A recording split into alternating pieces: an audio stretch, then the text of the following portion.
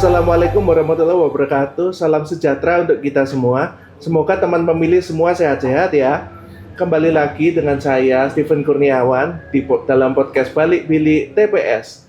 Kita cek ada apa sih di balik bilik TPS. Pada hari ini kita kedatangan Ibu Marlina sebagai anggota KPU Kota Batu, dengan juga Teki, Sekretariat KPU Kota Batu. Mungkin bisa diperkenalkan dulu, Bu. Ya, hai Steven. Apa kabar, Bu? Ya, alhamdulillah sehat. Hai teman pemilih yang ada di rumah. Assalamualaikum warahmatullahi wabarakatuh. Perkenalkan, saya Marlina. Sekarang sebagai anggota KPU Kota Batu, bertanggung jawab sebagai Ketua Divisi Perencanaan Data dan Informasi. Tugas-tugasnya yang dilakukan di Divisi Perencanaan Data dan Informasi apa aja, Bu? Ya, tentunya kalau di perencanaan data dan informasi kita melaksanakan kegiatan-kegiatan yang berbasis internal, berbasis perencanaan, karena sebelum menganggarkan anggaran-anggaran negara tersebut, kita harus melakukan perencanaan apa-apa saja yang akan kita laksanakan dalam 1 tahun anggaran tersebut. Jadi perencanaan ini tidak hanya kita berbicara untuk melakukan supporting satu divisi saja, tapi seluruh satuan kerja Satker ini kita lakukan perencanaan baik itu kerumah tanggaan. Kemudian di sini kan ada beberapa divisi tuh, divisi data dan informasi, kemudian teknis dan hukum, kemudian juga dari tentunya Sosdikli, Parmas dan SDM. Nah, ini kegiatan-kegiatan inilah apa-apa saja baik pun internal, ke rumah tanggaan, kemudian pemeliharaan itu rumahnya itu di perencanaan. Nah, kemudian kawan-kawan setelah melakukan kegiatan-kegiatan tersebut, setelah kita melakukan perencanaan, tentunya ini tidak lepas dari di gerbang awalnya itu kita melakukan perjanjian kinerja. Nah, dari situlah kita melakukan beberapa poin-poin penting apa saja yang akan kita lakukan dalam 1 tahun anggaran tersebut. Nah, kemudian juga tidak hanya di perencanaan, kalau saya juga bertanggung jawab pada data dan informasi. Datin ini juga melakukan pemutahiran data dan pemilih berkelanjutan. Kita mengolah data-data pemilih, baik itu selama tahapan maupun non tahapan, itu secara berkelanjutan. Jadi tugas-tugas yang dilakukan KPU nggak hanya pada tahapan aja, ternyata juga non tahapan, ternyata juga masih ada kegiatan ya, Bu. Tentu dong. Seperti tadi PDPB, pemutakhiran data pemilih berkelanjutan. Untuk Mbak Teki mungkin bisa diceritakan kalau sekretariat kerjanya apa aja waktu non tahapan? Untuk non tahapan kita lebih pada pelaporan seperti kalau di teknis hukum itu sekarang lagi menggarap survei persepsi anti korupsi triwulan keempat, juga pemutakhiran data partai politik, dan tiap bulannya kita juga garap SPIP yang maksimal dikumpulkan di tanggal 5, tiap tanggal 5. Untuk verifikasi partai politik itu semua partai berarti ya yang ada di Batu. Iya. Untuk terkait divisi rencana data informasi, apakah ada persiapan untuk pemilihan umum tahun 2029 yang dilakukan sekarang ini? Tentu ada. Kita itu kan melakukan kegiatan pemutakhiran data pemilih berkelanjutan, ya Mas Steve. Jadi kita selalu per bulannya kita mereka kemudian memutakhirkan, dan ada kewajiban memang ketentuan dari KPU RI bahwa setiap triwulan sekali kita melaksanakan rekapitulasi rapat pleno terbuka untuk merekap berapa banyak perubahan dari pemilih kita yang sebelumnya. Tentunya ini menjadi dasar kita adalah hasil DPT kita pada pemilu dan pilkada lalu. Kemudian disandingkan juga nanti ada DP4 dari Ditjen Dukcapil. Nah, setelah itu kita memverifikasi dengan melalui kegiatan-kegiatan coklit terbatas. Dan persiapan untuk 2029 kami harus memastikan bahwa pelaksanaan kegiatan-kegiatan PDPB ini se-clear mungkin, se-valid mungkin, agar apa? Data pemilih pada tahun 2029 nanti, pemilu 2029 itu clear, bersih, dan juga tidak banyak yang harus dipertanyakan oleh masyarakat bahwa ketika yang pindah, yang masuk, kemudian yang meninggal itu juga bisa tersaring per triwulannya. Baik. Bu Marina mungkin bisa diceritakan lebih lanjut tantangan-tantangan yang dihadapi selama pelaksanaan pemilu 2024 lalu? Kalau tantangan pelaksanaan pemilu maupun pilkada tahun 2024 lalu, tentunya ada beberapa ya, ada banyak yang bisa kita diskusikan pada hari ini. Bahwa di 2024 di pemilu saya masih menjabat sebagai ketua divisi Sosdikti Parmas dan SDM. Nah, di situ tentunya menjadi komando di Divisi Sosdikti Parmas ini melaksanakan sosialisasi secara berkelanjutan, kemudian juga melakukan atau melaksanakan kegiatan kampanye yang dilaksanakan oleh peserta pemilu, kemudian kegiatan-kegiatan yang baik itu tatap muka sifatnya maupun melalui media sosial, kemudian kita melakukan kegiatan-kegiatan FGD untuk pastinya memaksimalkan bagaimana partisipasi masyarakat pada pemilu tahun 2024 lalu bisa meningkat dan maksimal. Nah, kemudian juga kita mengedukasi itu kepada pemilih pemula apakah yang mereka harus lakukan ketika menjadi pemilih baru pada saat pemilu lalu. Nah, kita memastikan bahwa pendidikan pemilih ini mengenai segmentasi itu bahwa pelaksanaan demokrasi ini adalah PR kita bersama, tanggung jawab kita bersama. Masyarakat harus paham bahwa satu suara mereka itu sangat berharga untuk menentukan pemimpin negara Kesatuan Republik Indonesia ini untuk 5 tahun ke depannya.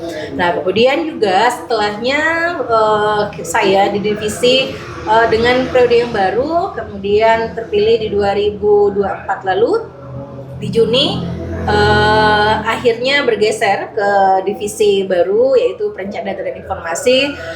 Tantangannya ya cukup menjadi kejutan bahwa PR kita itu ternyata banyak di DPT. DPT itu kita memastikan bahwa kenapa ada tanggapan masyarakat masih berbicara, ini kenapa DPT-nya KPU masih ada orang meninggal masih dimasukkan DPT. Nah, image-nya kita khawatirkan dari masyarakat tersebut bahwa takut disalahgunakan ya, takut disalahgunakan oleh KPU atau orang penyelenggara yang berkepentingan di dalamnya. Nah, ini kita memastikan bahwa memang terkait pemilih yang memang sudah meninggal ini sudah kita mutakhirkan, sudah kita lakukan coklit melalui pantarli kita dari rumah ke rumah, memastikan bahwa pemilih tersebut memang keadaannya memang masih ada, statusnya juga syarat ketentuan untuk menjadi pemilih itu memenuhi syarat gitu. Itu yang harus kita pastikan. Nah, kemudian juga dinamikanya lagi, tantangannya lagi pada saat mendekati pada proses pelaksanaan hari pemungutan suara. Itu kan dinamis sekali perpindahan penduduk kita itu. Ada yang memang tujuannya untuk pindah masyarakat itu entah terkait pekerjaan, kemudian entah dia tiba-tiba sakit kemudian harus di opname di rumah sakit yang tidak berdomisili di wilayah tempat tinggalnya. Kemudian juga entah mereka terkait sesuatu hal atau bencana yang tidak terfikirkan sebelumnya, itu menjadi tantangan-tantangan kita juga menjaga data DPT ini menjadi sangat berharga karena ketentuan dalam menentukan suara sah itu kan dari pemilih itu sendiri. Jadi kita harus memastikan orang yang masuk ke TPS itu adalah orang yang sah menjadi pemilih, orang yang benar yang sudah terdata oleh KPU gitu. Jadi tidak sembarangan, tidak disalahgunakan. Dan kami pastikan bahwa KPU bekerja dengan penuh integritas, dengan penuh dedikasi, tidak akan mempermainkan apapun yang memang seharusnya tidak diperbolehkan. Karena kita menjalankan amanah undang-undang, kita menjalankan tugas dari negara ini untuk menyelenggarakan pelaksanaan pemilu maupun pilkada, akan menjadi tanggung jawab besar bagi kita dan ini menjadi sesuatu yang nantinya akan menjadi kebanggaan kita sendiri sebagai penyelenggara tentunya. Karena kesuksesan pilkada maupun pemilu ini tentunya adalah kesuksesan bersama. Namun kita memiliki kebanggaan tersendiri sebagai penyelenggara ketika penyelenggaraan itu dilaksanakan secara damai, tentram, kemudian adil, jujur, dan prinsip-prinsip penyelenggaraan luber dan jurdil itu terlaksana dengan baik. Baik Ibu, untuk satu pertanyaan penutup terakhir, apakah ada pesan yang ingin disampaikan untuk pemilih pemula untuk pemilihan selanjutnya? Kalau untuk pemilih pemula, kita berharap bahwa hari ini adalah hari di mana kita non tahapan ya. Kita tidak sedang menyelenggarakan tahapan pemilu maupun pilkada. Nah, kami berharap bahwa pemilih pemula yang sudah memasuki usia 17 tahun dan sudah memiliki KTP dan merasa belum masuk di dalam pemilih untuk pemilu di tahun 2029 nanti, segeralah untuk datang ke KPU Kota Batu yang beralamat di Jalan Sultan Agung untuk mendaftarkan diri sebagai pemilih. Tanggapan dari masyarakat itu adalah bantuan secara partisipatif oleh masyarakat menyadari bahwa peran penting pemilih itu untuk keberlanjutan demokrasi yang lebih baik. Sedikit Ibu ya, menambahi ya. Ini kan mau ke pleno triwulan keempat Iya, untuk benar. PDPB ya. Apa sih persiapannya yang mau selama kurang lebih beberapa hari ini mau pleno tuh, persiapannya apa aja sih yang harus dilakukan? Mbak Deki, pertanyaan bagus. Bahwa kita beberapa hari ke depan ini akan melaksanakan kegiatan rapat pleno terbuka untuk triwulan keempat. Apa saja yang dilakukan oleh KPU? Yang dilakukan KPU itu secara sistematis kita melaksanakan menyandingkan data, memfilter data, mensinkronkan data, kemudian melakukan pemutahiran dengan melalui coklit terbatas ke bawah. Kita turun langsung ke rumah-rumah pemilih dengan data yang sudah kita pegang pada hari ini untuk melakukan verifikasi. Nah, kita ingin mengetahui berapa banyak pemilih yang meninggal, kemudian berapa yang membersihkan ya data-data kita yang dari DPT lalu, ada nggak yang sudah meninggal, yang itu kita keluarkan, kita TMS-kan. Kemudian ada berapa orang yang masuk menjadi warga Batu yang sudah memenuhi persyaratan itu menjadi pemilih baru, nanti pemilih pindah masuk. Nah, pindah keluar juga tentunya kalau pindah keluar, kalau kita pastikan bahwa dia sudah terdata dan sudah melaporkan di wilayah tempat tinggal yang barunya, kita di sini tentunya tidak boleh memegang data tersebut, kita harus meng-TMS-kan itu. Nah, kemudian juga pelaksanaan ini akan kita rekap kembali pada triwulan keempat ini. Nah, selain itu kita juga menerima tanggapan masyarakat, baik itu mungkin dari teman-teman Bawaslu, kemudian dari unsur manapun itu boleh melakukan tanggapan masyarakat kepada KPU jikalau ada misal anggota keluarganya dipastikan mungkin meninggal, kemudian pindah masuk atau menjadi pemilih baru, itu boleh datang ke KPU untuk melaporkan bahwa mohon misalnya diperbaharui data-data sebagai pemilihnya. Nah, nanti kita sekarang kita kan sistem melakukan kegiatan-kegiatan ini dengan berbasis teknologi, berbasis digital melalui SIDALI, Sistem Informasi Daftar Pemilih. Nah, ini pada 1 Desember kemarin itu SIDALI sudah terkunci oleh KPU RI. Artinya aktivitas itu sementara dihentikan sampai kita melaksanakan pleno nanti. Mungkin ada tanggapan lagi di dalam forum, itu mungkin nanti kita lakukan perbaikan. Tentunya jika ingin memberikan tanggapan masyarakat harus dengan bukti otentik. Bukti otentik seperti apa? KTP barunya ada. Kalau misalnya pasti meninggal, itu akta kematiannya ada. Agar apa? Agar KPU ini bisa memvalidasi dokumen-dokumen tersebut dan bisa dipertanggungjawabkan ketika kita melakukan TMS atau memasukkan dia menjadikan pemilih di wilayah Kota Batu ini. Seperti itu, Mbak Deki. Kemarin kan sempat pemutakhiran turun ke lapangan ya, Bu ya. Terus apa sih kendalanya selama di lapangan itu, Bu? Kendalanya adalah keterbatasan mengenali wilayah kalau saya lihat ya. Kalau kita bisa melihat bahwa Sekretariat KPU ini pegawai-pegawainya kan tidak hanya bertempat tinggal berdomisili hanya di Kota Batu. Mereka juga berasal dari luar kota, kemudian juga sangat minim informasi-informasi terkait warga masyarakat di Kota Batu ini. Misalnya dia di kecamatan, kalau kecamatan mungkin lah ya, kita sangat mudah karena di wilayah Kota Batu ini hanya 3 kecamatan. Tapi ketika dia sudah berbicara desa mana, kemudian RW mana, dusun mana, RT mana, itu kan agak memiliki kesulitan tersendiri. Apalagi terkait warga baru, yang dimana warga sekitar pun kadang juga belum kenal. Nah, ini menjadi tantangan dan kesulitan kita sendiri. Perlu kalau seandainya pada saat kita pelaksanaan pemilu dan pilkada itu ada pantarlih yang membantu mereka adalah warga masyarakat di sekitar situ. Jadi dia kenal semua tuh warganya.